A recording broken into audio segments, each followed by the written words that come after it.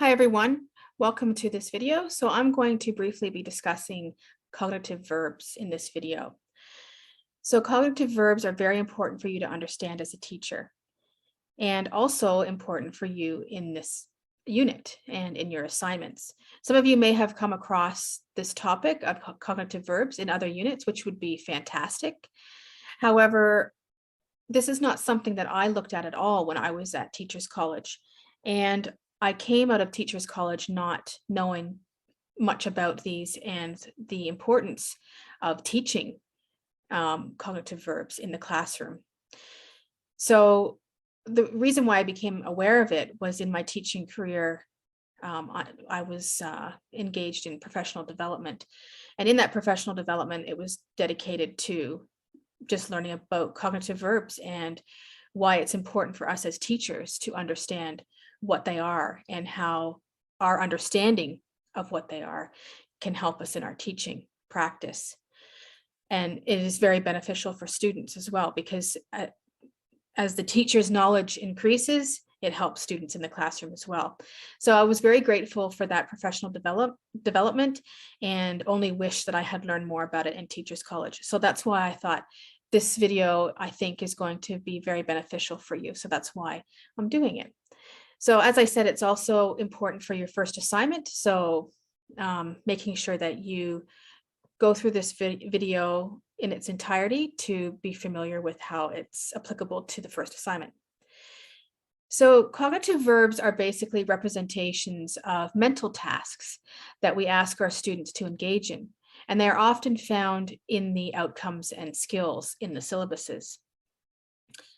So in the syllabus that you're using for the first assignment, you are going to be asked to choose an outcome. And in that outcome that you choose, you will notice a cognitive verb. And you will be designing a learning activity that aligns with the outcome that you have chosen. We will be designing some practice learning activities to see how the outcome informs the learning activity and how the learning activity can be a demonstration of the outcome. So we'll do some practice of that, okay? But you will come to understand that choosing an outcome and aligning it with a learning activity is a little bit more work than you would, maybe initially think.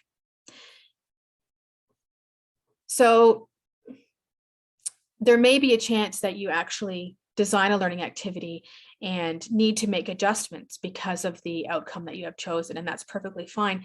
That's what teaching is all about, is adapting and making changes as needed. So one thing to note before we get into this is that the outcomes in the syllabuses are quite general, and they can be made specific to the subject or topic that we are teaching, okay? So, or the activities that you're doing. That doesn't mean that we are manipulating and changing the outcomes. It still needs to be very similar to what the outcome is stating, but we are just adding potentially some specific details into the outcome based on the unit that we're teaching. So you'll notice that in the video where I went through the syllabus and broke it down, that I actually pinpointed some of the cognitive verbs. I may not have used that term exactly, but I will draw your attention to it again. But those cognitive verbs were very present in the continuum tables for the outcomes and the skills. I'll show you that again in a moment. So before we start, or as we start and get into this, I wanted to draw your attention to this website by the QCAA. So obviously, as you can see on your screen, this has been created by the Queensland government. So yes, I was a teacher in Queensland, and that's probably why I'm mostly familiar with this website. However, I have not yet found an equivalent in another state. So if any of you have, please let me know. I do look from time to time. However, this website is really good because it's quite detailed and offers a lot of great resources for teachers to help them become better teachers, who consider the cognitive verbs in the Australian curriculum. So obviously, this is a website that any teacher from any state can use. So I encourage you that, even though it's from Queensland, it may not be the state that you're in, it is still very beneficial for your teaching. So please have a look. So going into Google and typing in QCAA, cognitive verbs, you'll come across more than likely this page here. So the first page here just briefly overviews what cognitive verbs are and how it can support teachers in their teaching of thinking. So as we go down, so you can have a read through that introduction there. As we go down, there are 3 boxes here. Okay, now if you had me in 311, where I teach a similar unit, but from the secondary perspective, then you'll know that I went through this already and focused on the 7 to 10 toolkit. I did look a little bit at the primary because, you know, those of you who know me quite well know that I do like to draw attention to either the primary or the secondary, depending on which one we're focusing on in the unit that we're in. So I will look at the primary toolkit, of course, but I may just for a moment look at the 7 to 10 toolkit just to show you that depth of understanding changes and the requirements of what students need to be able to do changes as they progress through K to 10. So if you go into the overviews in that document or in that link, it just overviews the different verbs and has a table for when different verbs are used across the year levels. So going into the primary toolkit, you'll see a lot of the verbs that you may have seen in the syllabus. Now, they're not all here, but the most common ones are. Okay, now NESA does have some information on cognitive verbs on the website. However, as I said, QCAA is quite extensive, which you'll see in a moment. Okay, so let's choose one of these. Let's look at analyze. Okay, so drop down menu, you get an information sheet and 2 posters. Okay, so prep to year 2 and also a poster for years 3 to 6, and we'll look at both of those. So when you click on the information sheet, it takes you to the definition of analyze. Now, if I asked you, without having pulled the sheet open, what does it mean to analyze? How would you go with defining it? Some of you may think, I'm not really sure how I would define it. I need to think about that for a moment. Some of you may think, I know what it is, but I'm not sure exactly how to put it into words, and that would be fine too. Or maybe some of you would be fine with defining it. It can be difficult to define what these different verbs are and what they look like. So the second question I would ask you is, thinking of analyze as a cognitive verb, how would you teach analysis in the classroom to a primary school student? So on this page here, this information sheet, it defines analyze in that first box. It says, consider in detail for the purpose of finding meaning or relationships and identifying patterns, similarities, and differences. Okay, so this information sheet really gives you a proper definition of what analyzing is. Now, if we go back to the toolkit, that first page, let's look at a poster for prep to year 2. And this is what we are given. So what does it mean to analyze? Well, when students are analyzing, in the first instance, they are identifying something, okay? And they are finding information, and then they are trying to offer an explanation. So we know that in analysis for a student who is in K to 2, they have 3 steps involved in analysis. So identification, finding, and explanation. Okay, let's see how that differs from 3 to 6. It's a little bit different, a little bit more detailed. So it's still the same stages, okay, but that offers some sentence starters. Okay, so when students are analyzing, they might start a sentence with the similarities and differences are. Through my analysis, I found out this. Okay, so if we're asking students in an outcome to analyze, then they are identifying parts. Okay, so in a source, they are finding similarities and differences, say, for example, or a relationship. What's the relationship between this and this? And then explaining that, perhaps with these sentence starters here. Now, just for a moment, we will go back to analysis 7 to 10, just to show you how it's a little bit different. So they're still identifying, finding, and determining, okay, instead of explaining. So it's a little bit more higher order, but there's also a couple of steps before and after. So before, in years 7 to 10, students are determining why they are analyzing. Okay, and then they have those middle 3 stages, and then after, they're reviewing the analysis to ensure the reason has been met. And there are some sentence starters there. So you can see it's a little bit deeper in terms of what they need to do, but the main components are mostly there: identification and finding relationships. Okay, It's just that last stage, it's a little bit deeper, determining versus explanation in years K to 6. Okay, so these posters are quite handy. So let's go back and look at the primary again. Let's look at describe, because this example has been used previously in the explanation of how to complete the first assignment. So what does it actually mean to describe? It means to give an account of characteristics or features. That sounds pretty good. What does the poster look like for this? Prep to year 2, they are identifying, ordering, so putting something in order, and then making a statement. Okay, quite simple. Goes with the age. And then years 3 to 6, they are still identifying, okay, so different facts, patterns, and processes. So that's something that they have to do. They are putting the information in some type of order, okay, so that helps them to consolidate the patterns that they have found and the facts that they have found. And then they are giving an account of these features, of these characteristics or features, sorry. And these are some sentence starters here at the bottom. The key facts or characteristics are, okay, so they can only give that description, that account at the end, once they have done some identification and some ordering of information. Okay, so these different stages are very, very important.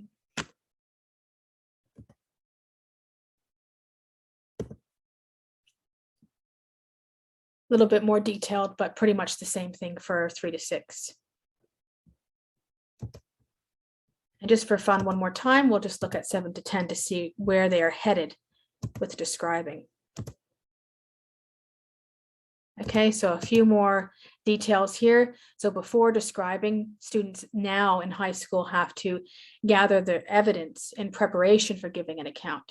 They are identifying again, like what they did with you in primary school. They are putting facts, events, patterns, and processes in order. They are now giving an account of all these different things that they have identified and put in order. Then after that account, they are describing. So checking the description can be understood by the audience. So checking to make sure that their teacher can understand it or other students.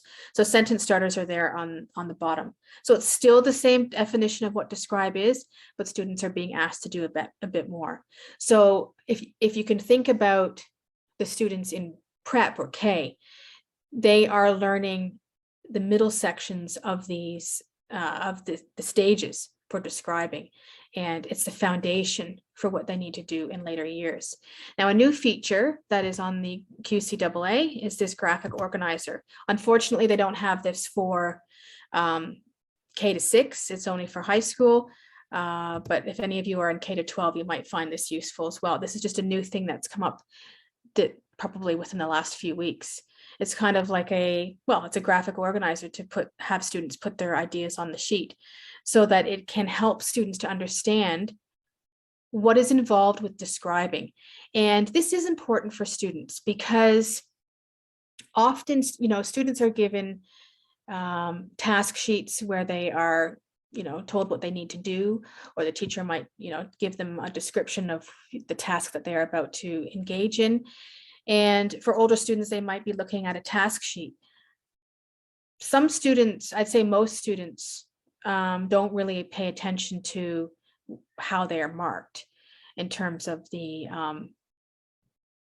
the assessment task sheet. So what they're expected to do. They just want the teacher to tell them what they need to do and so forth. But the problem is with that is, that's understandable, I guess, from a student's point of view. However, as they proceed through school, if they are completing a test where they are asked to describe, explain, identify, provide an account of, sometimes, actually, I would say a lot of times, students aren't able to differentiate between what they are being asked to do between these types of questions. So it actually is really important for students to know what it means to describe, because I have had that experience where students just are doing the same thing for different questions where they're asked to describe, identify, Okay, and there is a different way of answering those types of questions, and many of them don't know. So this type of graphic organizer would be something that you could actually use even in primary school. Okay, so this is quite good for high school, but it could also be good for students in primary school too, if you really want to break down what each of these cognitive verbs mean. So even though you're planning to teach K to 6, please head into the toolkit for years 7 to 10 and you have a look at these graphic organizers. They should do them for the primary school as well. I think that would be quite good, but they haven't done that yet. Maybe that will happen soon. All right, so let's just look at one more. What's another one? Identify.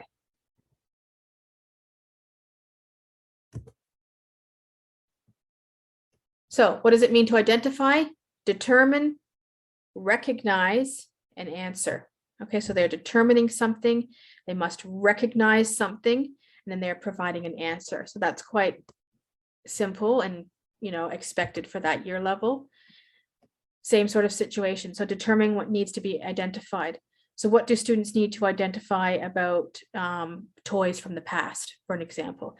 Recognizing and naming the various features, and then providing an answer using these sentence starters. I have identified this. The features are ... I have now established that toys were much different in the past compared to today. That toys in the present are electronic, as an example. Okay, so they're establishing some sort of answer. So what I'm going to do is I'm going to just quickly draw your attention to the history syllabus. Okay, so we're looking at the history syllabus here, which I've already gone through in another video, so I'm just going to scoot right by everything that I've already explained. Okay, so that's stage 4. Okay, so these are the outcomes here as I've gone through with you. So have a look there and identify some of the cognitive verbs that you see. We see a lot of describing, we see a lot of explaining, we see a lot of identification. Okay, so that's what I'm seeing here. We're also seeing application, so apply at the bottom here. Apply. All right, let's have a look at the skills on that continuum table.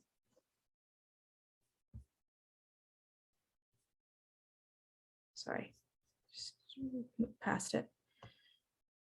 Okay, so a lot more words here: exploring, recognizing, pose, explain, identify, locate, develop. And you'll see how it becomes a bit more difficult, as I showed you in the other video, as students go up in years to secondary school. So evaluating and processing, identifying is still there. So what I would say is making great use of the QCAA to be familiar with what the cognitive verb means in the outcome that you have chosen. Making sure that you know what it means, you know what it would look like in the classroom if students are demonstrating that.